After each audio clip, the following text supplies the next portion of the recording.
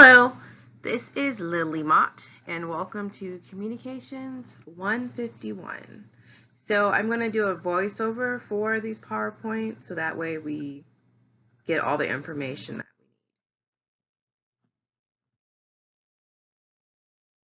we need. So some things that we're going to talk about for Chapter 1 are the reasons why we need to communicate with one another, the nature and types of communication. So basically, how do we communicate and why do we communicate? We're going to talk about some myths when it comes to communicating, and then also communication competence. And that just means that you know how to properly communicate with various types of people and in various types of situations. Why we communicate. So we communicate for the following reasons. Physical needs could encompass the fact that as humans, we are not meant to be alone. We will have failure to thrive if we don't have touch and feeling. If you think about people that are in solitary confinement in jail, the reason why it's like a difficult punishment is because they're not around other people. They're not talking to other people. They're not touching other people. And that really affects the mind. So actually, solitary confinement can make people go crazy.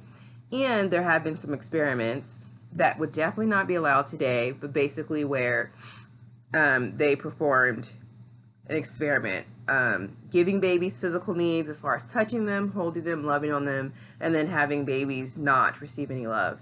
And the babies that did not receive any love had failure to thrive, and they eventually died. Now, this was way back in the day, so it's not something that could happen now, but there are some other experiments where these things were done. And relational needs, so that would be the essential elements people seek in their relationships with others. So that could be as far as getting things done, having love, affection, having a companion, your neighbors, people that you run into every day. So basically anything that helps you foster and build your relationships. And then we also have the identity needs, and when it comes to communication, the way we communicate and how we communicate about ourselves and to other people basically tells us who we are. So it could be like the way you address yourself. If you want to be called a certain pronoun, his, her, they. It could be like I want to be called Miss Mott in some situations, or I could be called Mrs. Mott depending on marriage status. So those are some identity needs. And then we have our spiritual needs. So the spiritual needs are basically the way people communicate with their own deity or their own God and in their own religion. So some people might meditate, some people might pray, some people speak in tongues. So there are various ways that people pray and connect to their own spirituality, and so those needs would be fulfilled with communication. We also have instrumental needs, and those are the needs that you need for everyday comings and goings. So that could be like ordering coffee, dropping your kids off, saying hello to the bus driver, basically to get things done. It could be cashing a check.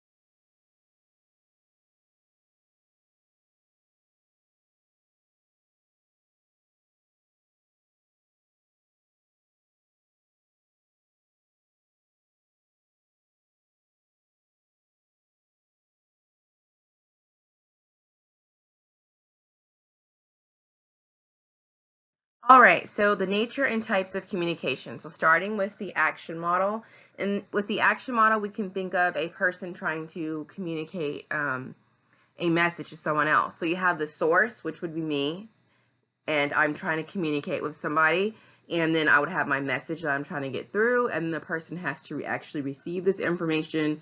So when it comes to communication, it's not really about me, it's about the other person.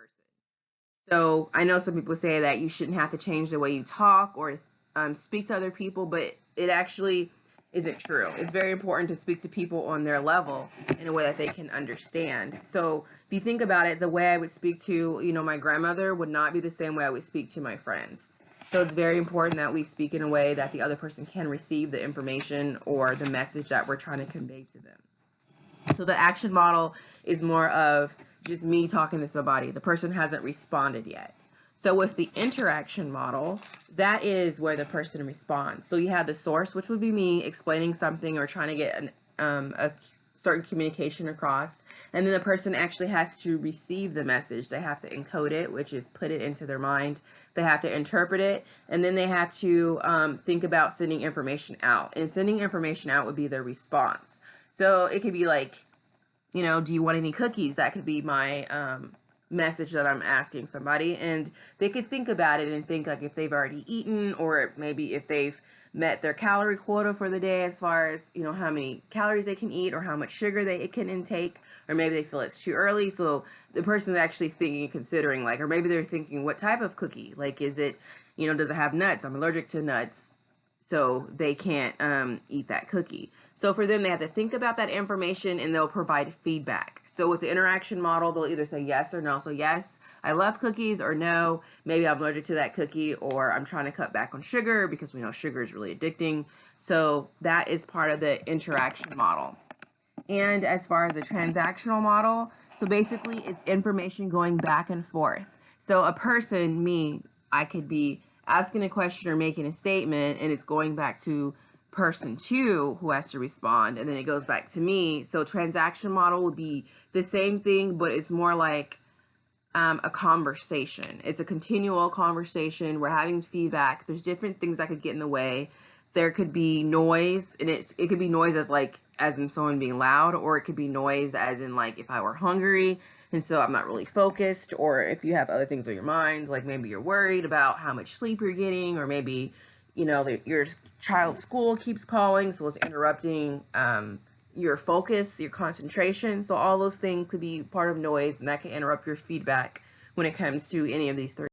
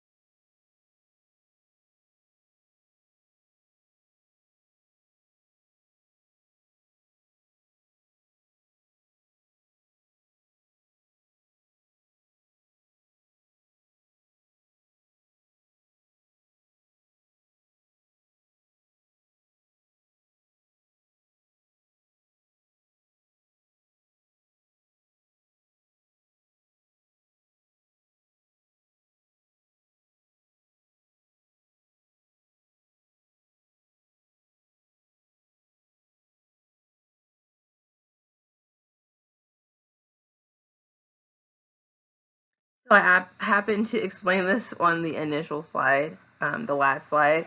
So this is just going over the action model and how it's a one-way process. I talked about encoding and receiving the message, and as far as noise goes, and then a channel. So the channel, if you think about that, it could be a text message. That could be the channel that I'm sending this message through. It could be just for us talking in the same room. It could be a phone call. So there's different channels that we use to communicate. Going over the interaction model that I've already talked about on the last slide, but I'll add a little bit more to it. Basically, it treats communication as a two-way process, so two people are interacting. You have feedback, and you can include verbal feedback, which could be like a yes or no, or an actual sentence response, or it could be maybe if somebody will stiffen, like maybe if you ask, hey, do you want this peanut butter cookie, and they kind of stiffen up because they're allergic to it, or the person might look really excited, their eyes might get big because they really love cookies. So it just depends on the context. So when you're talking to people in any situation, it is very important to pay attention to nonverbal feedback as well as verbal feedback. And honestly, it's very important to sometimes pay more attention to nonverbal feedback because it'll give you more insight into what the person is dealing with, or if they're not really sure about something. but that's also very important to think about continuously. Alrighty, so the transaction model basically is a multi-way process, so it deals with all the ways of communicating. It's not just a person sending out the information, but it's also someone else responding to the information, and it's a continuous process. So you could think of this as more of a conversation instead of just a simple interaction. Over this slide, the nature and types of communication. So communication has many characteristics. It relies on multiple channels. So it could be the various ways that you're trying to communicate with somebody. Like I mentioned before, it could be through email, text message, talking in person, yelling across the room, yelling through a crowd. It could be if you're in a busy environment. Any of that could be a form of a channel. So it passes through perceptual filters. So a perceptual filter is basically everyone's perception. So you've probably heard the quote or the phrase that perception's reality, which is really, really true. So basically, depending on what the person's experiences in life have been, their experiences with communication has been, that can that deals with the way that they will perceive or interpret the message that you're trying to convey. And so meaning is given by people. So we all put meaning behind something. It just depends on the person, like I said, on their experiences. So some things have literal meaning, so it's like the exact, like Webster's dictionary meaning, and then there's other meanings also. So some people, you might say something literally, like you mean it to be real, but to them, it might just be a joke, or it might not be as serious, or maybe they think you're just being dramatic with the situation, so they might not take exactly what you said literally. So it depends on the relationship. If it's, if your boss tells you something, you would probably tend to think that they're not joking as much versus if your friend told you something. Like if your friend comes to you and says the sky is pink, you're going to be like, okay, yeah, whatever. But if, there was an official on TV, the president, or if it was the mayor of your city said something about the sky being pink, then you would take that differently. You would probably take it literally, thinking that, okay, maybe there's something wrong with the sky, maybe there's toxins, we should be careful. And then also with the thing about sending message, whether they're intentional or unintentional. So sometimes we send messages by the way we say things, like our voice might be aggressive, like maybe we're upset about something, or you might be somebody who finds yourself, you might describe yourself as blunt. And other people, if they're not used to someone being blunt, they might take that as aggressive or offensive. So it just depends. Also body language. So like if you have your arms crossed and someone asks you, do you want a cookie? And you cross your arms and say no, they might think, oh, this person has an attitude. Maybe they don't like me. Maybe they're insulted. Maybe they just hate cookies. But it could be just that you're cold in the moment, so you just happened to cross your arms and say no at the same time. But it just depends on how the person takes it and your relationship beforehand. And then it's governed by rules. So you can think of common rules, and these rules differ by culture and where people live. So if someone crosses their arms and it's a cold area, people might think, okay, they're just cold. But if you give the thumbs up sign here in the US, it's thought of as a good thing, like, okay, yes to whatever I'm saying, or you're okay with whatever we're just discussing. But in some other countries, it's actually sort of like giving someone the middle finger. So it just depends on the rules of the society that you live in. There are 5 types of common communication. We have intrapersonal. So if you think of intrapersonal is more like the story that we tell ourselves inside our minds. It's more like you're talking to yourself. So maybe you're thinking, like you wake up in the morning, you're like, oh gosh, like I'm so tired this morning. Like you haven't said it out loud, but you're actually saying it in your mind. Or maybe you look at yourself in the mirror and you're like, oh, I look great today, or this color looks really beautiful on me. So that's interpersonal communication. It's communicating with yourself. Interpersonal communication is where you're communicating with someone else. So that's like if I tell my son good morning when he wakes up, tell my fiance good morning, give them both a kiss. So that's interpersonal communication, where you communicate with someone else. Small group communication is when you communicate in a small group, and small can be relative. For some people it's 3, it's 5, it could be up to 20 people, but you're communicating in some form. So that could be more of like maybe one of your classes on campus, or if you're in a book club or some other group, or sports teams. So that could be as far as small group communication. And then there's public communication, and that could be like a newsletter that gets sent out. It could be a newspaper, a podcast, things like that. And then mass communication would be like it's going to reach everybody. So radio, that also can be newspapers, television. So as far as like national news, and then for public, that could be more like local news. But mass communication is anything that can reach mass amounts of people. Oh, also you can think of Facebook, everything that goes viral, Instagram, Snapchat, and whatever else the young people use nowadays. Dispelling some communication myths. So these are the myths. So basically, they're not true. Everyone is a communication expert. So that's completely not true. Communication is actually a skill, and it is very important that it's a learned skill. So it's not something that we have automatically. And then communication will not solve any problem. Some people might think if we just talk about it, it'll fix it. Well, some people, they actually need to take time away. They need a break. So for them, it won't help it, or it might help resurface some issues that they don't want to deal with, or they can't deal with in the moment. Maybe they're in public and they don't want to cry in front of everyone. So communication will not solve every problem. So a myth says communication can break down. So you might think like, well, of course it can. There could be arguments or disengagement or confusion.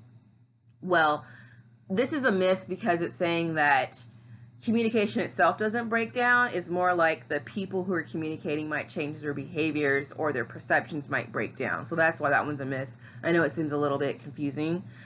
Communication is inherently good. So sometimes it's best not to communicate with people. Like this person might have hurt you in the past, and it might be best for you emotionally and for yourself, your own personal growth, if you just stay away from that person. Or it could be like harassment at work or somewhere else, and you just know that you just need to avoid this person at all costs. And then more communication is always better. Well, some people will say it's like beating a dead horse. Like sometimes somebody will keep talking about an issue and you feel like, okay, I don't fully agree with you, but I see your point. We're just going to leave it at that. We can agree to disagree, but the person wants to keep going with the communication, and that can be frustrating. All right, building your communication competence. So competent communicators are effective and appropriate.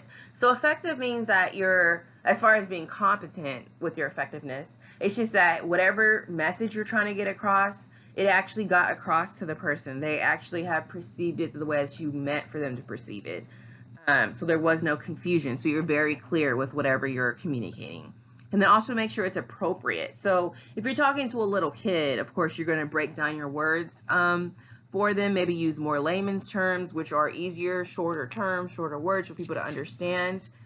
Or it could be maybe if you're talking to an older family member, you might not want to use these new slang words or anything like that because they might not understand. So just make sure it's appropriate for the situation.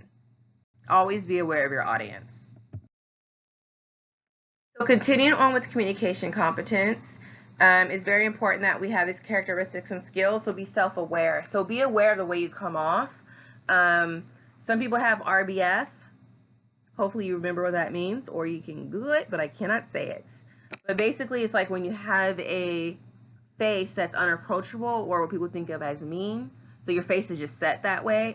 So be aware if, maybe if your boss or your teacher is talking to you, you might have that face on. Like, be aware that, like, you might need to respond instead of just nodding, so that way they don't misinterpret and think you have an attitude. It just might be the way your face is set up.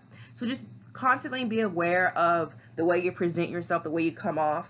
And it's not just the way you say things or how you say it or how loud your voice is or how soft. Also, it's the way your body is. Like, are you sitting up straight? Are you leaning forward towards the person as if you're interested? Are you leaning back like you're relaxed in a situation? So all of that is important. So also be adaptable. So you can also think of that as code switching. And that's just, like I said before, the way I speak to my grandmother is completely different than how I would speak to my friends. So just be adaptable to a situation. And have empathy. So when you're talking to somebody, you don't want to be mean or harsh or rude unless you're close to that person and it's time, a time and place for that. But it's very important to be empathetic. Like if someone's telling you something and sometimes they just really don't need you to, hound them or tell them how wrong they are. Maybe they just want somebody to listen. So use some empathy when it comes to these situations and try to interpret what does this person need from me? What are they asking for? They might just want you to listen, or they might want some advice. Also, cognitive complexity. So you're just thinking about how difficult is this message? Am I perceiving the message right?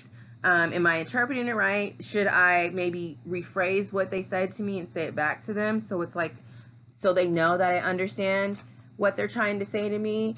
So just know that when we're thinking and the way people are thinking, all of that is complex and it's difficult, and we have to keep that in mind when we're talking to people. And then as far as ethics, so ethics is very, very important.